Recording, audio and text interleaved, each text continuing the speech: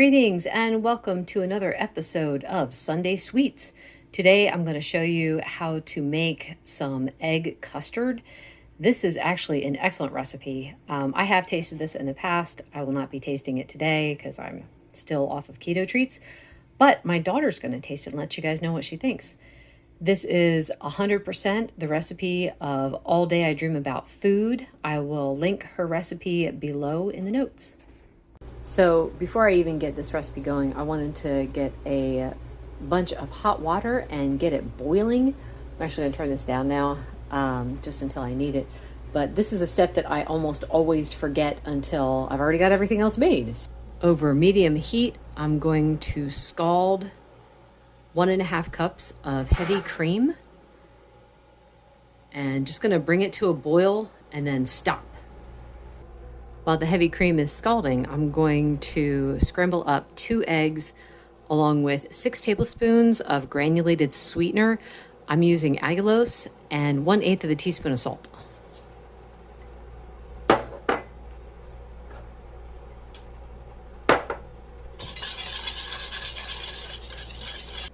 I turned the heat up a little bit just because this is supposed to come to a full boil, but not boil over.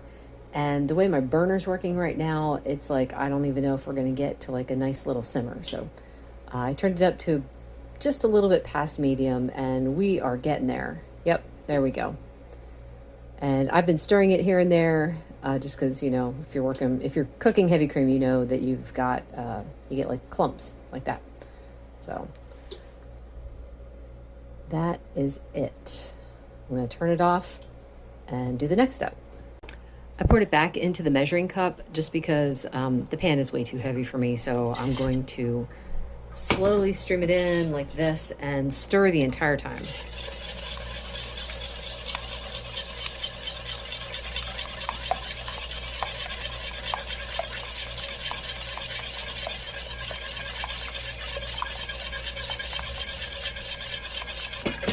Oh, we doggies. Okay. Last ingredient, 1/2 teaspoon of vanilla.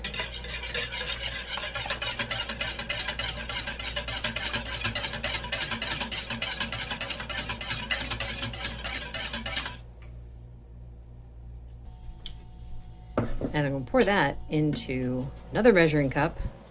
Would have helped if I had just used this one from the start, but you know, I do things the wrong way the first time. And Carolyn makes this. She does 4 containers, like the bigger ones, the ramekins. I'm going to do 6.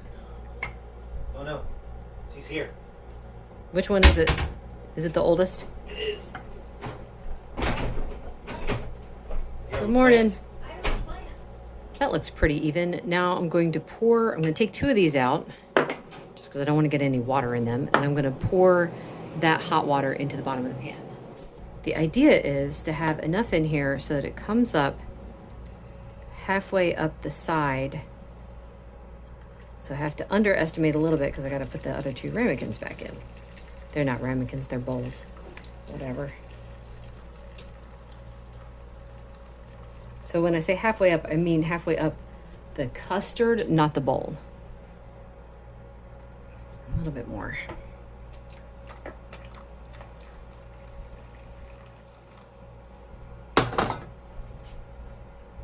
Okay, now adding these 2 back in, that should be the perfect amount.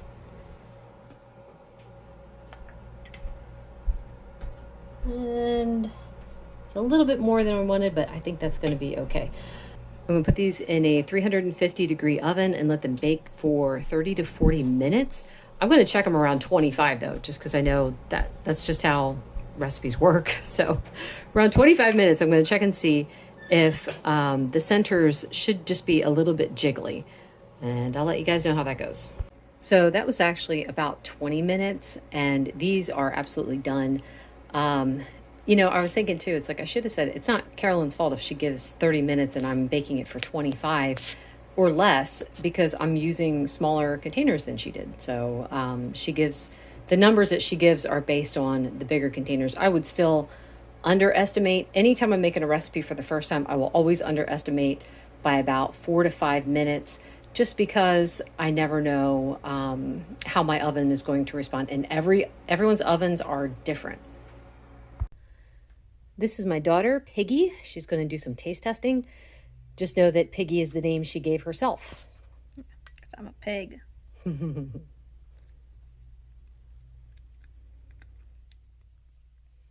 How'd it turn out? Is it good? Mm-hmm. It's the same as normal. Mm-hmm.